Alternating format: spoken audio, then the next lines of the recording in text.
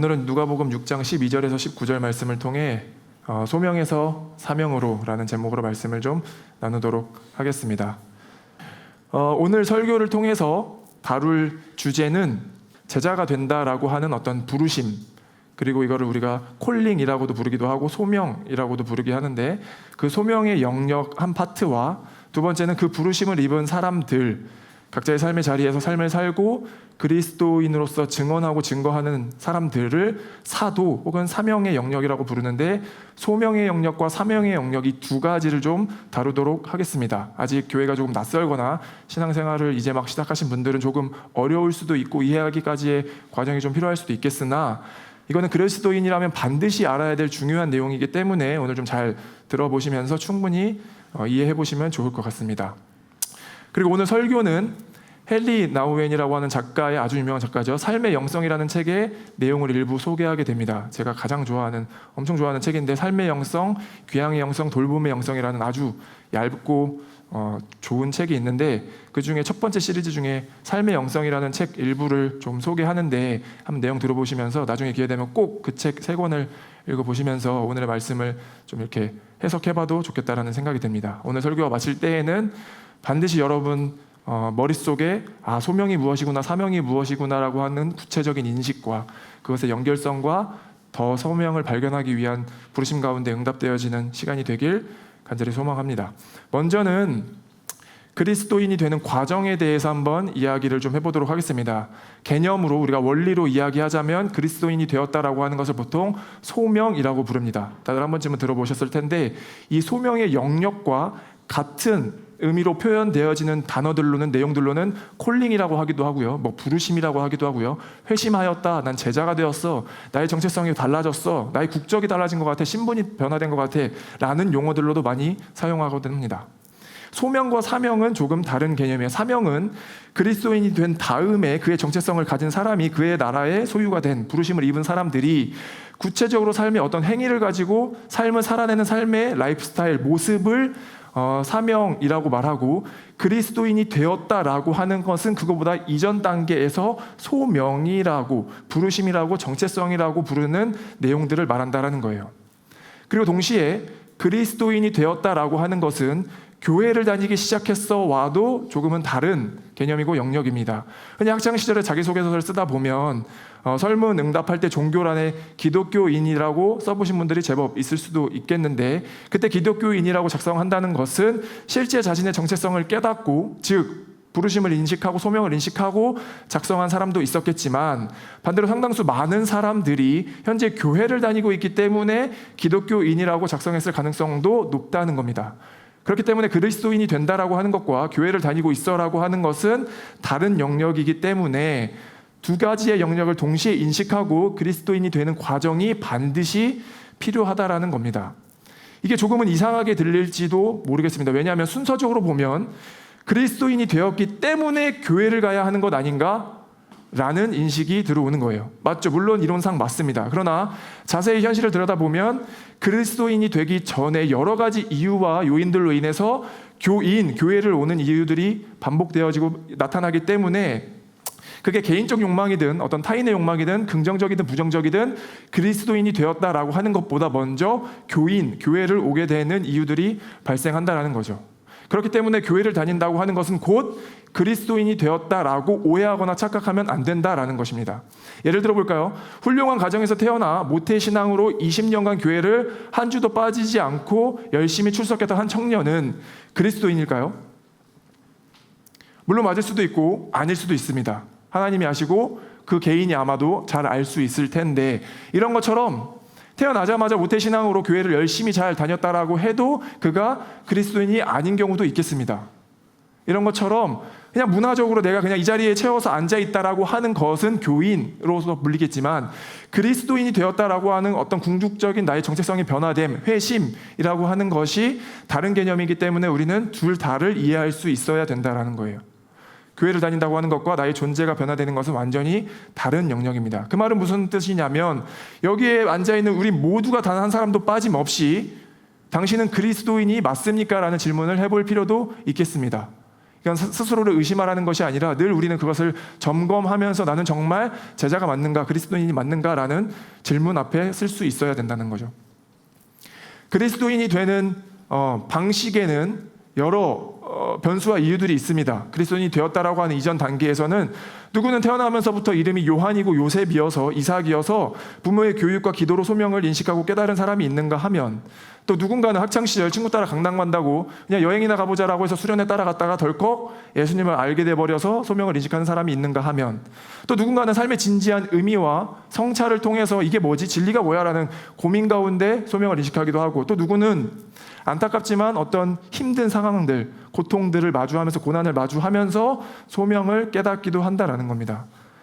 이처럼 그리스도인이 되기 전까지는 아무도 예측할 수 없는 다양한 방식과 방법들로 인해서 삶의 형태가 구성되어지지만, 그리스도인이 된 이후에 모든 그리스도인들에게 공통점이 발견한다면 그게 뭐냐면, 과거의 나의 삶이 내가 이러한 사명을 감당하기 위해서 경험되어졌구나라고 하는 그리스도 안에서의 삶의 해석과 이야기들을 설명할 수 있게 되는 겁니다. 내가 이런 경험들을 통해서 내가 이런 삶을 살기 위해 나에게 주신 경험이구나라고 하는 해석을 할 수 있게 되는 공통점을 가지게 된다라는 거죠. 지금까지 설명드렸던 여기까지가 그리스도인이라고 불리는 과정의 이야기. 우리는 때로 이걸 소명, 콜링, 정체성을 발견했어라고 표현을 한다라고 했습니다. 나의 존재가 배워냈다는 거죠. 그러니까 이거는 기독교 용어로 회심이라고 하는데, 교회는 회심하는 자가 많아야 하는 줄 믿습니다. 회심이라고 하는 것은 나의 존재가 변화된다라는 뜻인데, 교회는 교인이 많은 것도 중요하지만 여전히 교인이 많은 건 중요합니다. 왜냐하면 회심할 가능성의 가장 좋은 확률로서의 방법은 교인이 되는 것이기 때문에, 우리가 가는 단계로서 보면은 교인이 많아지는 건 물론 중요하지만, 여전히 교회가 교인만 많고 회심하는 자가 없이, 그리스도인이 없이 교인만 많다면 그것도 문제인 거죠. 어쩌면 내용물은 없이 껍데기만 계속 화려해지는 모습과도 같을 수 있는 거예요. 우리 교회는 교인이 많아지면서 동시에 늘 회심자가 발생하는 진정한 그리스도인이 많아지는 그런 교회가 되길 간절히 소망합니다. 그 다음 두 번째 단계에서는 명확한 소명을 인식한 사람은 하나님을 알아가는 훈련과 과정을 거쳐서 사명자에 이르게 됩니다. 우리가 사도라고도 할 수 있겠는데, 사명자라고 하는 것은 앞서 말한 소명과는 조금 다른 개념입니다. 소명을 받는다라는 것은 수용의 영역이에요. 그 전에 설교했을 때 수용, 상승과 회귀 두 가지의 영역이 있다고 하면, 소명을 받는다라고 하는 것은 수용의 영역으로서 상승하는 단계입니다. 우리가 지금 앉아있는 단계가 수용의 영역이죠. 하나님의 말씀으로부터 우리가 상승하여서 하나님의 말씀을 수용하는 단계를 소명이라고 하고, 그거를 우리가 각자의 삶으로 가져가서 흩어지고 각자의 부르신 현장 가운데 살아내는 것은 사명, 회귀의 영역이라는 거예요. 그러니까 사명과 소명은 비슷해 보이지만 조금은 다를 수 있는 거죠. 먼저는 우리가 여기서 하나님 앞에 상승하여서 각자의 삶의 자리로 돌아가게 되는 회귀의 영역까지 나타나야 한다는 겁니다. 대표적으로 요한복음 20장 21절의 말씀을 들어볼 수 있겠는데, 예수께서 또 이르시되 너희에게 평강이 있을지어다. 아버지께서 나를 보내신 것 같이 나도 너희를 보내노라. 예수님께서 우리를 세상 가운데로 보내신다라고 합니다. 이 보낸다라고 하는 것이 곧 사명이고 흩어짐이고 선교이고 회귀인 거죠. 우리는 상승의 시간을 보내면 반드시 흩어짐의 시간이 있어야 하는 줄 믿습니다. 우리가 이 시간만 소유하고 흩어지는 시간이 없다라고 하면 그것도 반쪽짜리고, 우리가 열심히 흩어지긴 하나 무엇으로부터 흩어졌는지를 알지 못하면 그것도 반쪽짜리라는 거예요. 소명과 사명은 반드시 동시에 있어야 하는 줄 믿습니다. 소명과 사명 사이의 연결성을 이제 한번 보도록 하겠습니다. 예수님께서는 세상 가운데 보낼 사명자가 필요하기 때문에 소명을 주시는 겁니다. 이게 불편하게 듣지 않으시길 바랍니다. 단지 일할 사람이 필요해서 구원을 주었다라는 말이 아니라 순서는 반대죠. 우리가 구원에 이른 값없는 은혜를 받았기 때문에 사명자가 되는 겁니다.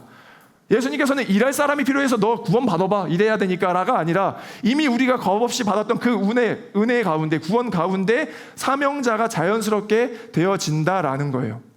소명을 받은 사람은 반드시 사명자가 되게 되어 있습니다. 상승한 사람은 반드시 회귀하게 되어 있습니다. 어디로 보낼지, 언제 보낼지, 어떻게 보낼지는 중요하지 않으나 가장 중요한 건 뭐냐면 우리를 보내셨다라는 그 부르심에 응답하는 거라는 거죠. 우리를 보내시길 원하신다라는 거예요. 우리를 흩어지길 원하신다라는 거죠. 우리가 어떤 모습과 어떤 모양으로 흩어지진 뭐라도 반드시 사명을 받게 되어 있다라는 겁니다.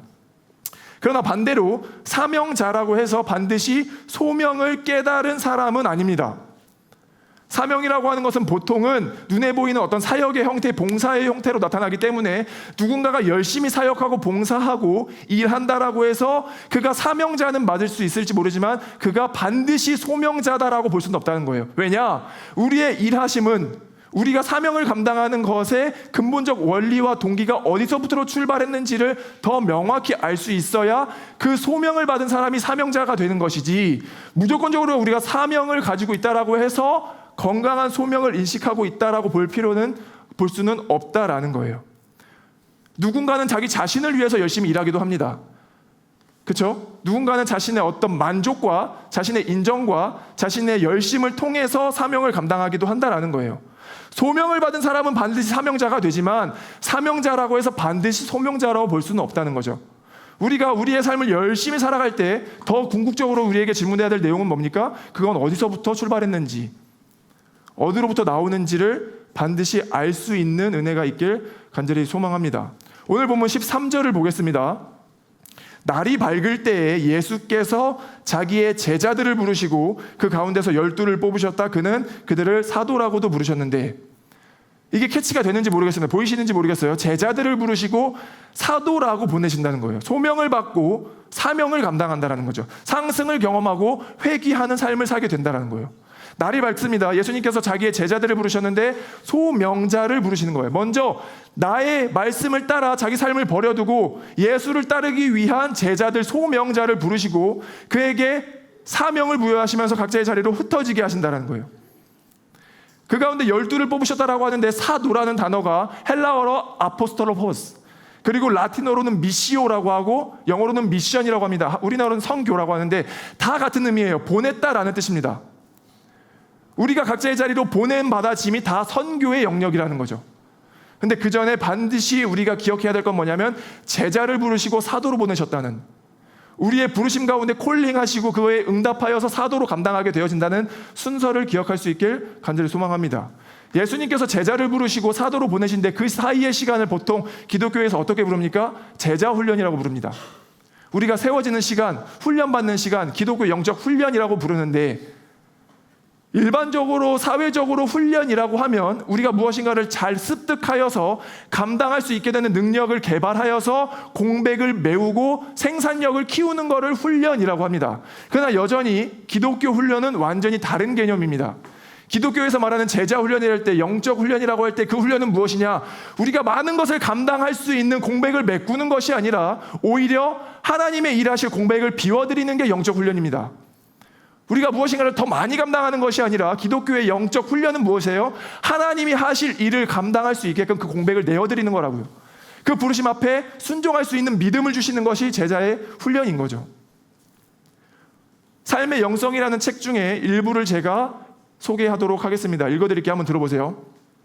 먼저 예수님은 고독 속에서 하나님과 더불어 밤을 보내셨다.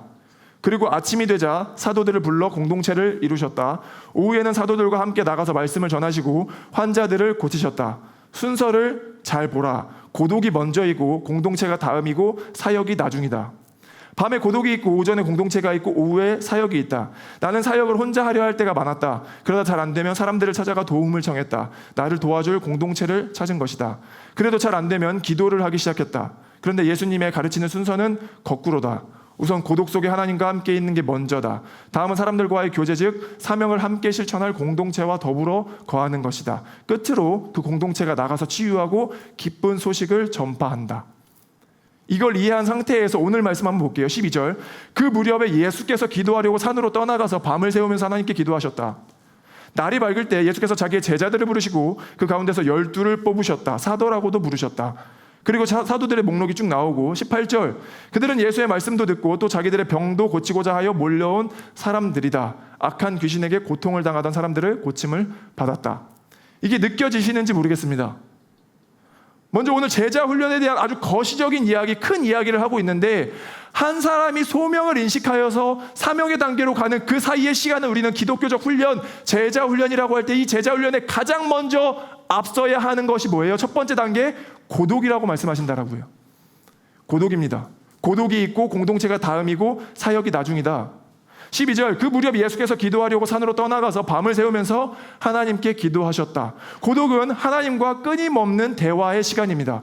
고독 속에서 우리는 하나님을 만날 뿐만 아니라 우리의 존재가 어떠한 존재인지를 만나게 되고 발견하게 됩니다. 고독 중에 가장 먼저 해야 될 가장 큰 영역이 무엇입니까? 경청이에요. 경청, 듣는 것. 고독은 하나님의 음성을 듣는 시간이고 끊임없이 우리에게 반복적으로 말씀해 오시는 하나님의 음성을 듣는 건데, 그 음성이 무엇입니까? 너는 내가 사랑하는 자요 기뻐하는 자다라는 음성입니다. 예수님께서 공적 사역을 시작하시기 전에 요단강에서 세례를 받으시는데 하나님으로부터 들렸던 음성이 무엇입니까? 너는 내가 사랑하는 자요 기뻐하는 자다. 이 음성을 우리가 예배 가운데, 고독 가운데 충만하게 듣지 못하면 우리는 우리의 사명을 충실하게 감당해내지 못할 거다라는 거죠. 고독이 중요한 이유는 하나님의 음성을 고독 가운데에서만 들을 수 있기 때문이에요. 생각해 보십시오. 여러분들의 삶 가운데 주중에 벌어지는 모든 소음과 소란 가운데 하나님의 음성을 얼마나 들을 수 있는지, 우리가 펼쳐지는 우리의 삶의 시간들을 보면 가끔은 내가 무슨 생각을 하고 있었는지조차도 기억나지 않을 정도로 소란스럽다라는 거예요. 우리 머릿속은 늘 그렇게 바쁩니다. 우리가 물리적 고독이 필요한 이유는, 하나님과의 구별된 고독이 필요한 이유는 너는 내가 사랑하는 자요 기뻐하는 자다라는 그 음성을 들어야 되기 때문입니다. 하나님이 우리에게 반복적으로 해오시는 그 말씀을 세상 가운데서는 듣기가 힘들죠. 소란스러운 가운데는 듣기가 힘들다라고요. 기도는 무엇입니까? 그 음성을 내 중심 가운데 깊이 가져오는 것. 고독을 경험하고 고독 가운데 그 음성을 듣고 기도하는 행위는 뭐예요? 그 기도는 그 음성을 내 중심으로 가져온다라고요. 예수님께서 때로는 호산나 호산나 다윗의 자손이여 나를 구원하소서라고도 외치지만, 때로는 십자가에 못 박아 죽일 사람이라고도 손가락질한다라고요. 우리의 삶이 그래요.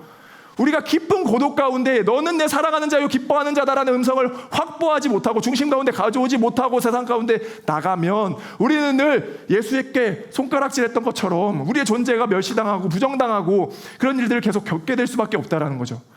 그 일들을 우리가 능력하게 충분하게 감당해내기 위해서, 이겨내기 위해서 필요한 게 뭐예요? 고독이라고요. 고독은 그 음성을, 하나님께서 우리에게 반드시 들려주시길 원하는 그 음성을 꼭 듣는 시간이 되길 간절히 소망하는 거예요. 기도하시기 바랍니다. 기도는 뭐예요? 그 음성을 여러분 중심 가운데 꽉 가져오시기 바라요. 너는 사랑하는 자다, 내 기뻐하는 자다라는 그 음성을 여러분 삶 중심에 반드시 가져올 수 있길 간절히 소망합니다. 세상에는 여러 가지의 소음과 음성이 들려옵니다. 세속적인 삶이라고 했을 때 세속적인 삶이 거창한 게 아니에요. 세속적인 삶이 뭡니까? 예를 들어서 뭐 마약을 한다거나 도박에 중독되거나 이렇게 막 화려한 것이 세속적인 삶이 아니라 타인으로부터 좌우되는 삶이 세속적인 삶이에요. 타인의 인정으로부터 내가 인정받기 위해서 나의 행위가 변화되어지는 것, 나의 모습이 변화되어지는 것이 세속적인 삶이라고요. 뭐 도박 이런 중독 이렇게 화려하게 나타나지 않아요. 그렇게 치면 세속적인 삶이 얼마나 안 되잖아요. 세속적인 거는 굉장히 달콤하게 다가오죠. 너 멋있네. 그렇게 인정받으면서 사는 거야. 근데 그 인정으로 받고 싶은 욕구가 타인에게 잘 보하기 위한, 이 세상 가운데 세속 가운데 더 잘 보여주기 위한 인정이라면 그것이 곧 유혹이라고요. 사명이 아니라 세속적인 삶은 그렇게 다가온다라는 거죠. 주변 반응에 좌우되는 삶, 우리의 바쁜 삶을 사명을 다하고 살고 있습니다라고 보지만 여전히 그것이 당신의 자아를 입증하기 위한 도구가 된다면, 행위가 된다면 그거는 유혹입니다. 바쁜 게 멋진 게 아니라 당신을 넘어뜨리게 하는 세속적인 유혹이 될 수 있다는 거죠. 반드시 기억할 수 있기를 바랍니다. 사명자가 되기 위한 제자 훈련의 첫 번째 단계는 뭐예요? 고독 가운데 기도하는 것. 예수님께서 늘 고독을 먼저 경험하시고 기도 가운데 사역으로 나가시는 것처럼, 하물며 예수님조차도 그 음성을 꽉 간직하여서 너는 내 사랑하는 아들이요 사랑하는 이요 기뻐하는 자다라는 음성 가운데 사역이 출발되어지는 것처럼 여러분들의 오늘의 삶 가운데 들어야 할 음성은 기뻐하는 자다라는, 내가 너를 사랑하는 자다라는 그 고독의 음성을 들을 수 있길 간절히 소망합니다. 두 번째는 새벽에 고독을 마주하고 이른 오전에 공동체를 이루십니다. 지구상에 흠이 없는 공동체란 존재할 수가 없습니다. 심지어 부모 자식 간에도 가족 간에도 완전한 공동체라는 것은 있을 수가 없기 때문이죠. 공동체가 완전할 수 없는 이유는 인간은 늘 이기적인 존재이고 우리 안에 어떤 죄성이 있고 서운함을 느끼고 인정받고자 하는 욕구가 있기 때문에, 강하기 때문에 공동체가 완전할 수 없습니다. 현대인들은 너무나도 외롭고 우리가 각종 SNS와 언론만 보더라도 그 외롭다라고 보여지는 결핍의 현장들이 무수히 많이 나타난다는 거죠. 외롭지 않다라고 스스로 착각하고 있을지 모르겠지만 여전히 우리가 살아가는 이 세속의 삶은 결핍이 많고 부족함이 많기 때문에 외롭다라는 것이 다양한 형태로 보여지고 펼쳐지고 있다는 거죠. 누구나 사람은 인정받고 싶은 욕구가 있기 때문에 그렇게만 모여진 공동체는 완전할 수가 없다는 거예요. 어쩌면 때로 우리의 너무나 집착이 사랑을 요구하는 그 인정 욕구가 우리의 공동체가 교회라 할지라도 지옥이 되어버리는 일들도 나타날 수 있다는 거죠. 때로는 누군가에게 그 사랑이 충족되지 않으면 서운할 때가 있습니다. 그러면서 집착의 단계로 가기도 하고 그렇게 서로 숨이 멎을 듯한 공동체가 되어버리는 경우들도 종종 보게 된다라는 거예요. 반드시 기억해야 될 건 뭐예요? 공동체 이전에 개인의 고독의 시간이 먼저 있는 것은 내가 사랑받는 존재이고 내가 기뻐하는 존재이다라는 것을 충만함 가운데 채워내서 공동체가 이루어지지 못하면 우리는 서로의 사랑 가운데 결핍을 채우기 위해서 사람을 만나기 위해서 교회로 몰려들 수밖에 없다라는 거죠. 공동체 이전에 개인의 고독의 시간이 먼저 있어야 하는 것은 하나님 앞에 그 음성을 반드시 듣고 충만한 가운데 공동체가 이루어져야 하는 줄 믿습니다. 아멘. 기독교 공동체는 고독과 고독이 만나는 시간이죠. 나도 사랑받는 자이고 너도 사랑받는 자이고 그런 확신 가운데 공동체가 세워져야 한다는 거예요. 그러면 그럴 때 여유가 생깁니다.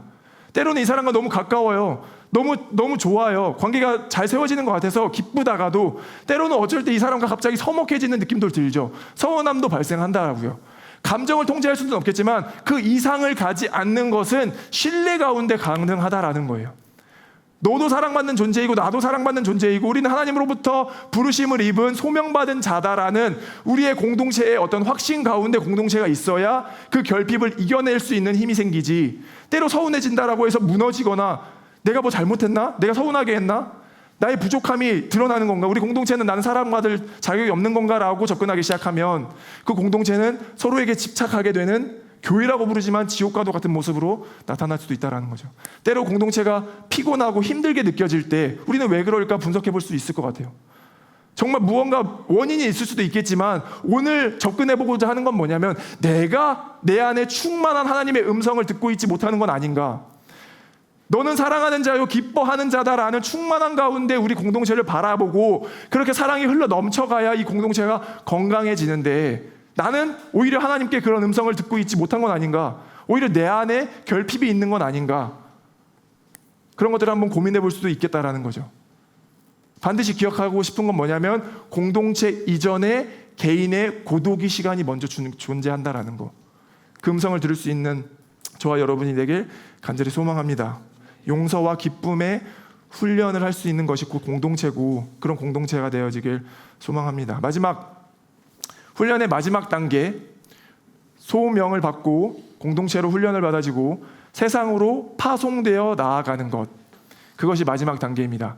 깊은 고독과 소명이 없이 세상으로 나아가는 것도 문제지만 고독과 소명을 가진 채 나아가지 않는 것, 일하지 않는 것도 문제입니다. 지난주 말씀 9절 말씀 기억나시나요? 한번 볼까요? 지난주 9절 말씀 한번 읽어보겠습니다. 같이 읽겠습니다. 시작.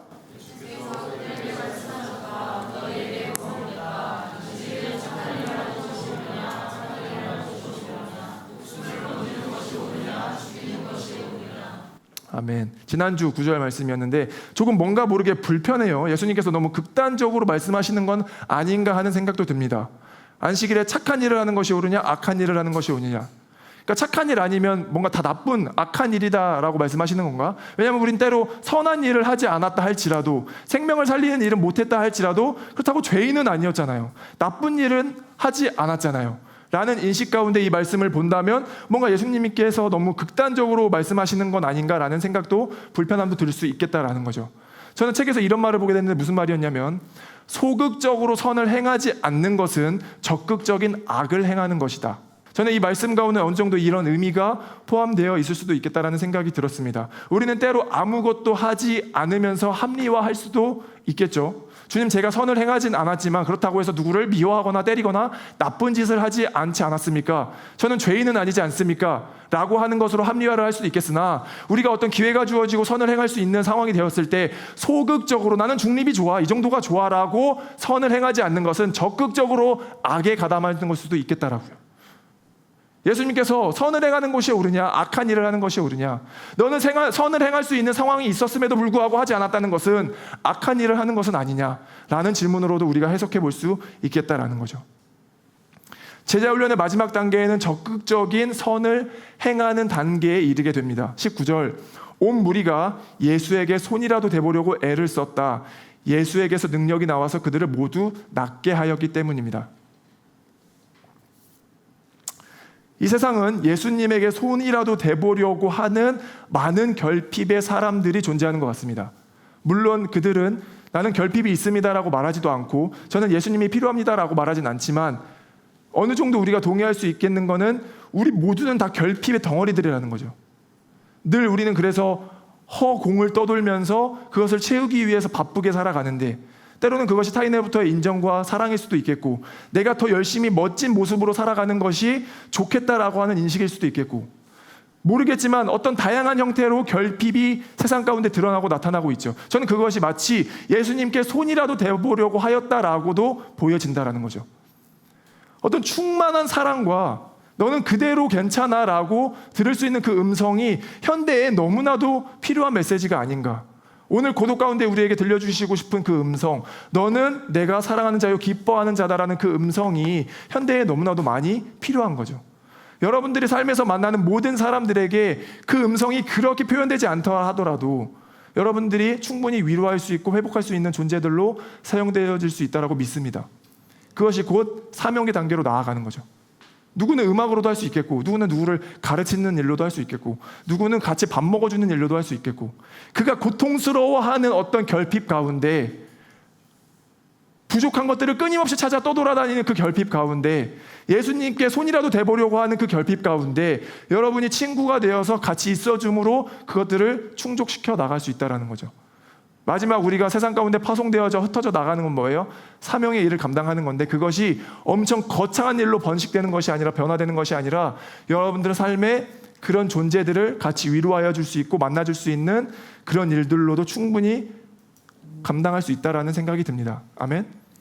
이번 한 주간 살아갈 때 여러분들 삶에 만나게 되어지는 모든 관계 가운데 여러분들이 먼저 오늘 충만한 고독 가운데 사랑을 채워서 그 사랑을 잘 흘려보낼 수 있는 존재 되어지길 간절히 소망합니다.